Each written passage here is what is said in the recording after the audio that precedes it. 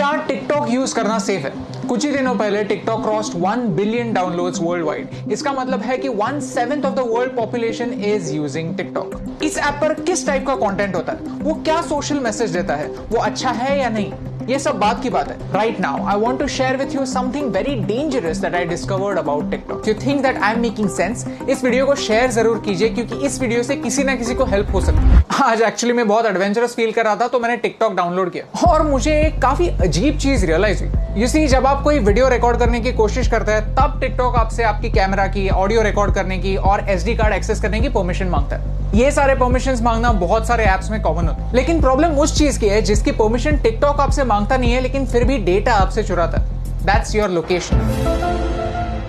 आप ये खुद चेक कर सकते हैं। सेटिंग्स में जाइए और ऐप परमिशंस में जाकर टिकटॉक को सर्च कीजिए। लोकेशन का कहीं पे मेंशन भी नहीं होगा। लैंग्वेज सिलेक्ट करते वक्त मैंने सिर्फ इंग्लिश सिलेक्ट किया था, फिर भी मेरे फीड में हिंदी वीडियोस है, मराठी वीडियोस भी है। टिकटॉक को कैसे पता चल रहा है कि आप कहां पे? जस्ट एज अ प्रिकॉशन मैंने लोकेशन भी ऑफ कर दिया था। लोकेशन ऑफ करने के बाद गूगल मैप्स भी ठीक से नहीं चल पाता, आरोग्य सेतु ऐप भी नहीं चलता। These important apps also can't work without you giving them the permission. मैं मुंबई में हूं, मुझे मराठी आता है, मुझे हिंदी आता है, ये टिकटॉक को कैसे पता चल रहा है? If you want to cheat your location there is a very simple trick called a VPN, virtual private network. Okay, so मैं अभी एक VPN यूज कर रहा हूं और मेरा लोकेशन मैंने USA में सेट किया।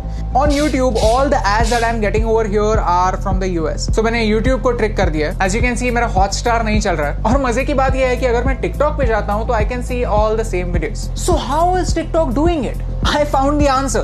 TikTok is using the data from your SIM card. जो सारा इंफॉर्मेशन जा रहा है वो मेरे सिम कार्ड से जा रहा है। क्या आपको समझ रहा है कि ये कितना डेंजरस है, कितना सिनिस्टर है? सीधे सिम कार्ड से आपकी रीजनल इंफॉर्मेशन लेना, डोंट यू थिंक एक वीडियो शेयरिंग ऐप के लिए ओवरकिल है, अननेसेसरी है?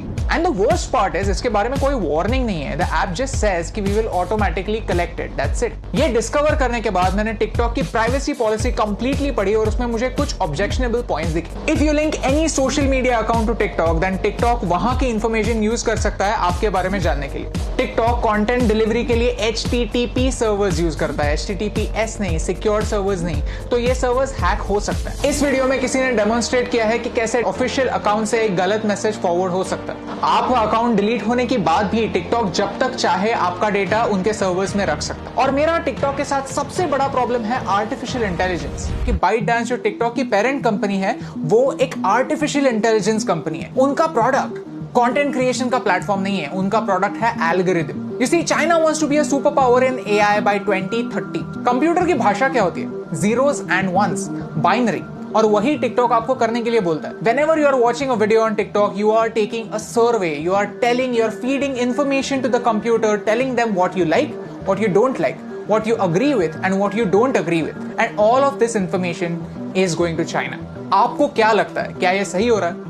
Tell me in the comments below. In social media, artificial intelligence changes the game completely.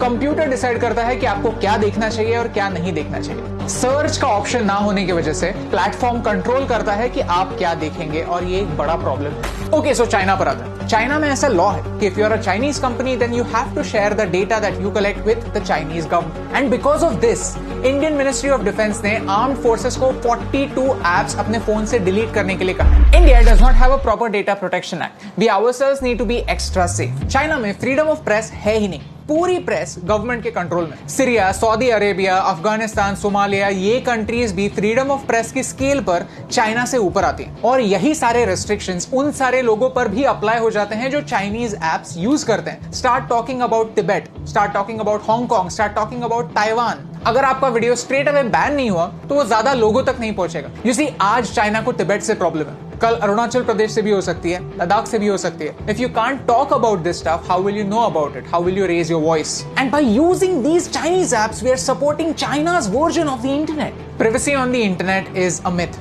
हम जब भी कोई सर्विस फ्री में यूज करते हैं तो हम उनके प्रोडक्ट होते हैं, हमारा डेटा हमारी करेंसी होता है। शुड यू डिलीट टिकटॉक और any other app for that matter, ये बताने वाला मैं कोई नहीं होता। But you can definitely take some precautions. If you have Chinese apps on your phones, then don't use UPI or any net banking apps on the same phone. When creating an account, don't use Google to sign in. Create a new account, use a different password. Cyber theft is real.